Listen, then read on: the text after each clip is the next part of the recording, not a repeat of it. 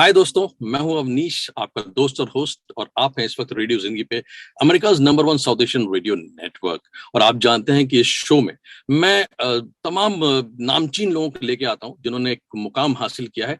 वो स्पोर्ट्स के हो सकते हैं, वो पॉलिटिक्स से होते हैं, लेकिन आज जो हमारे साथ हैं वो बॉलीवुड से हैं। अब उनके बारे में मैं क्या कहूँ, बहुत ही खूबसूरत और मुकम्मल अदाकारा है वो। एक बहुत ही बेहतरीन एक्टर हैं जिन्होंने अपने करियर की शुरुआत एक बड़ी पवित्र फिल्म से की थी, जय संतोषी मां से। उसके बाद उनको शायद वहीं पे ज्ञान की प्राप्ति हुई, भाई कल किसने देखा है, तो उन्होंने कहा चलो प्यार कर लेते हैं। लेकिन प्यार तो उन्होंने क्या किया, प्यार का पंचनामा कर डाला। मेरे साथ आप समझ गए होंगे कौन है। मेरे साथ है Nusrat Bharucha. Welcome to radio Zindagi, which is America's number 1 South Asian radio network. Welcome Nusrat. Thank you so much. Thank you for having me, guys. Great to have you, it's pleasure is all mine Nusrat. आप इतनी खूबसूरत इस वक्त लग रही हैं, इतनी अच्छी लग रही हैं। Red is actually suiting you. बहुत अच्छा लग रहा है देख के आपको। अरे थैंक यू। तो नुसरत, एक छोटा सा सवाल था before we actually go to the film which we are about to talk. जब 2014 में आपने प्यार का मशनामा 2 की, राइट, और वो बहुत सक्सेसफुली, उसके बाद फिर आपने एक बहुत ही अच्छी सी फिल्म की जिसका नाम मैं हर बार गलत लेता हूँ, सोनू के टीटू की स्वीटी। टीटू की स्वीटी।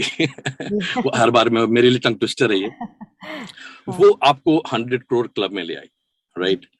लेकिन 2014 में एक फिल्म और आई थी, डर, बिल्कुल शुरुआत में, जो बिल्कुल नहीं चली, राइट, जैसा कि मुझे पता चला। लेकिन ऐसा तो नहीं कहीं कि वो जो डर था वो आज आप छोरी के मार्फत जो है आप अपने फैंस में लाना चाहती, भाई देखो वो डर था और ये वाकई डर है, लेट्स वॉच छोरी फॉर दिस। नहीं, ऐसा कुछ नहीं है। वो डर यहाँ लाई हूँ। वो फिल्म ही अलग थी, वो कॉन्सेप्ट प्रीमाइस पूरी दुनिया ही अलग थी, और ये बहुत ज्यादा अलग है। And I think over the years I see, मैंने हॉरर फिल्म्स बहुत देखी है, मैं बहुत हॉरर फिल्म्स देखती हूँ, डरती भी बहुत हूँ बट देखती भी बहुत हूँ। एक सॉर्ट ऑफ सेंसिबिलिटी बन गई है जो मुझे अच्छी लगती है और जो मुझे अच्छा नहीं लगता है। I think there is a evolved creative sensibility of it. तो आज मुझे वो डर पसंद नहीं आएगा जो तब था। तब भी नहीं था, बट एनीवे आज why I said so, because I have gone through the trailers and promos of Chori, and which is amazing। मतलब वो देख के ही लगता है कि उसपे कितनी मेहनत की गई है। इनफैक्ट अभी भी वो बात कर रहा हूँ तो गूज़बम्स आते हैं, उस ट्रेलर का याद आती है मुझे। कुछ दिन कहीं चले चलते हैं, आपको ऐसी जगह ढूंढते हैं जहाँ वो हम तक नहीं पहुंच पाएंगे। इससे तो एक ही जगह जाना हो सरकार।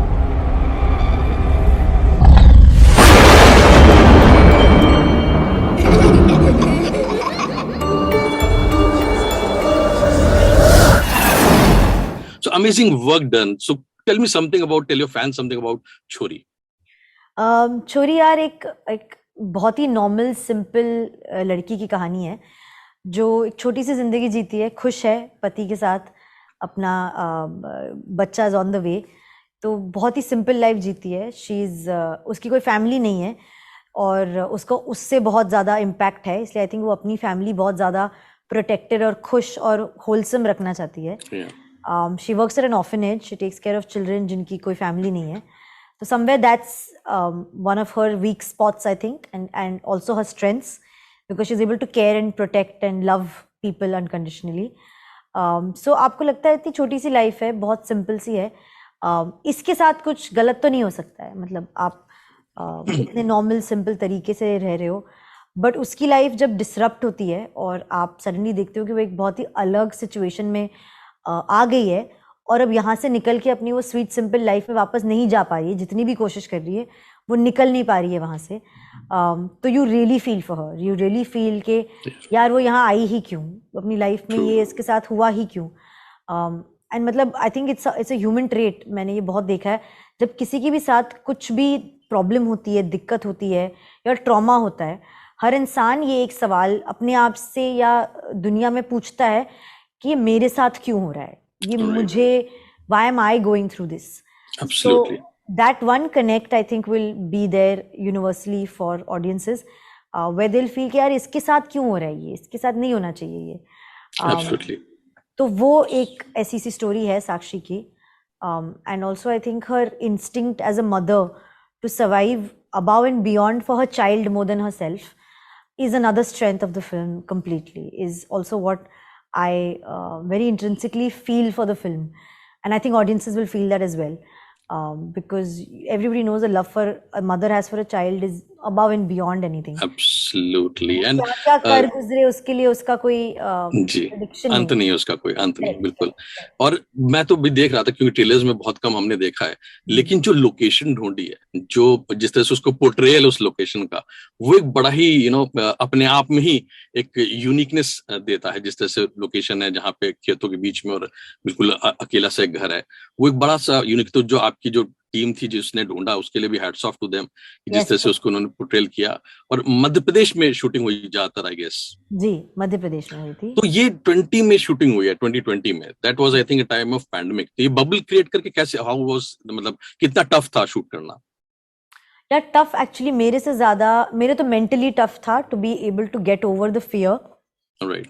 जब हम सेट पे आते थे, कोई भी प्रॉप्स छूने के लिए, किसी भी चेयर पे बैठने के लिए 5 स्प्रे कैंस खत्म होते थे सैनिटाइजर के, वाइप्स के, तो वो मेंटल फियर हमारे लिए, मतलब एज एक्टर्स वो मेरे लिए था। बट एक्चुअली एग्जीक्यूशन लेवल पे सबसे ज्यादा प्रॉब्लम्स या अ लार्ज टास्क था प्रोडक्शन के लिए, क्योंकि they had to follow the SOPs. हमारे रेगुलर रैपिड टेस्ट और कोविड टेस्ट होते, हमारे टेम्परेचर चेक्स होते, हम मास्क के, मतलब पूरे सेट पे खेतों के अलावा ब्लू कपड़ों में आपको पूरी क्रू दिखती में।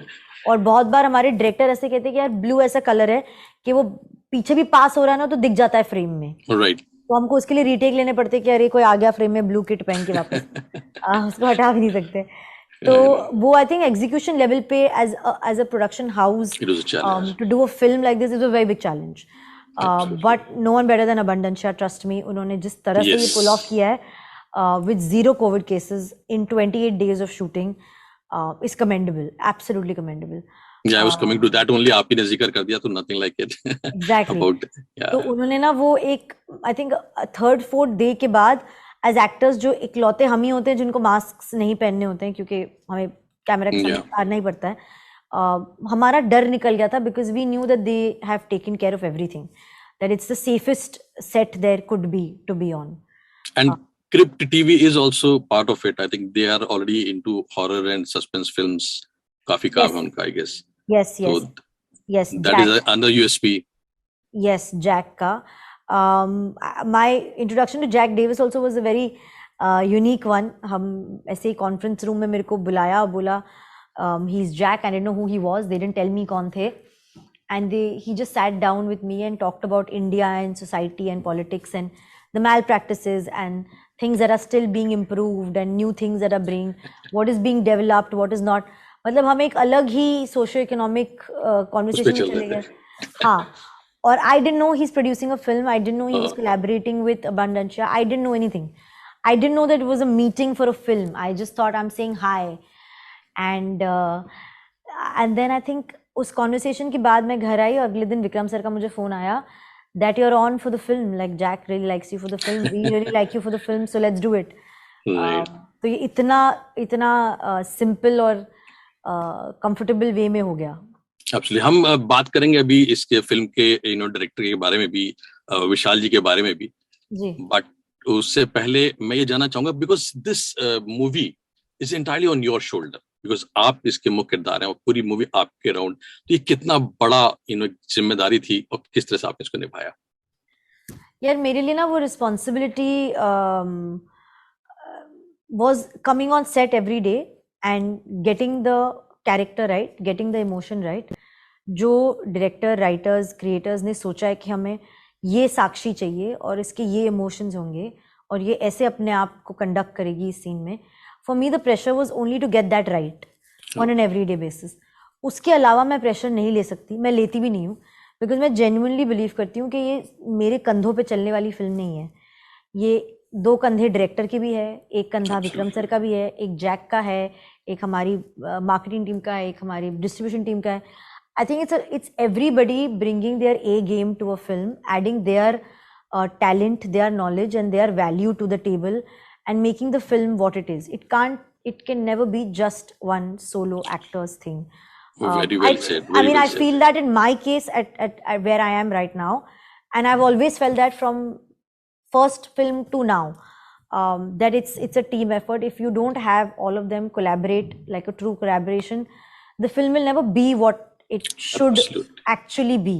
Totally agree with you. Now coming to the director Vishal Furia, उनका ऑलरेडी एक्सपीरियंस है और आई थिंक ये फिल्म बेस्ड है लापा छापी पे, राइट, मराठी फिल्म पे. तो what difference does that both the films have, और it's almost similar? It's not even based on that film. It's a remake of Lapa.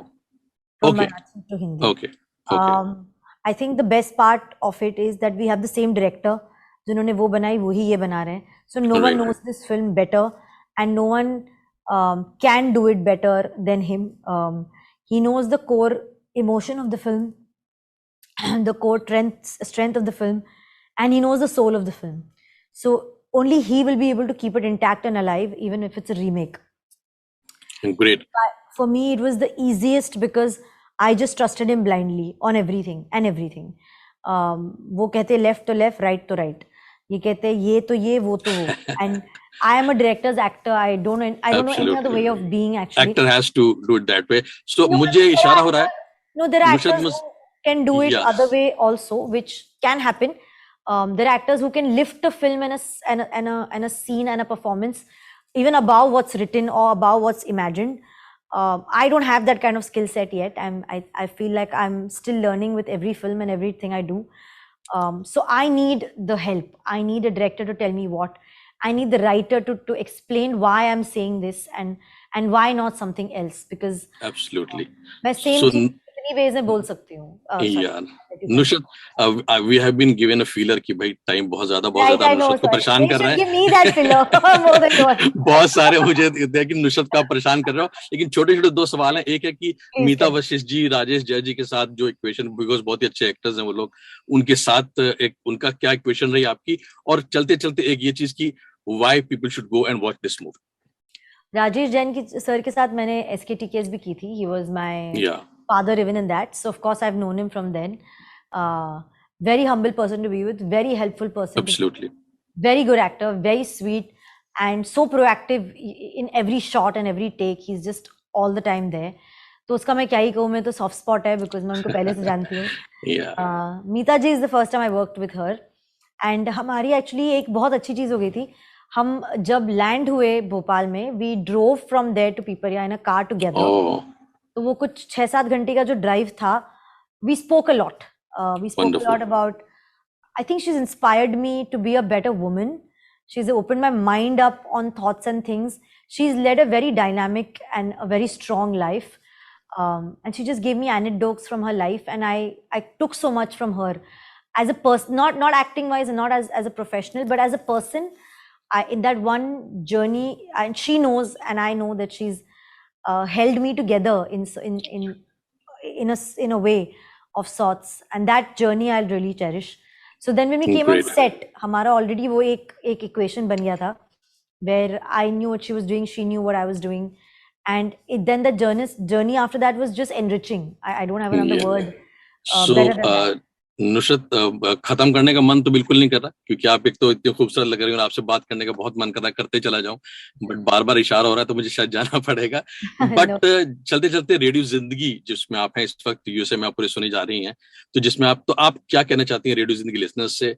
And हमारा जो tagline है that is जिए जा. So if you can just say जिए जाओ. Oh nice. I think it's very in sync with our film Chhori, because Chhori में भी वो लड़की जिए जाती है. Fights for life, fights for her child's life, and I think the instinct of surviving is the strongest, and that fighting spirit is something everybody should watch for. Also we have a much greater impact of the film. When you do watch it, आपको realize होगा कि हमने क्या कहने की कोशिश की है, थोड़ा above and beyond just horror and thrills. I hope that also connects, and that also impacts and influences people who watch the film. That definitely will connect, Nusrat. Thank you so much for joining Radio Zindagi today. Thank you so much, and all the best for this film and upcoming projects which you have. Thank you so very much. Thank you.